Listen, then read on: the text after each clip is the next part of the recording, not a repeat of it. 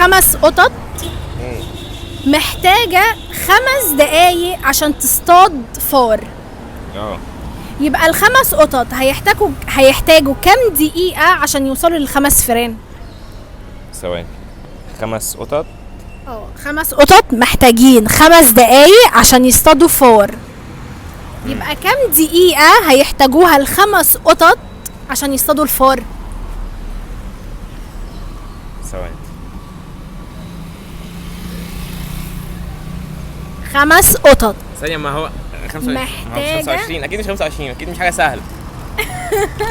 لا عرف شوية. ليه مش حاجة سهلة؟ يمكن سؤال سهل فعلا.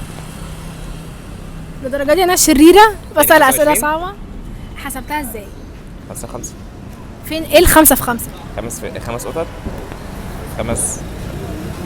5 دقايق. طب وبالنسبة ل5 فئران؟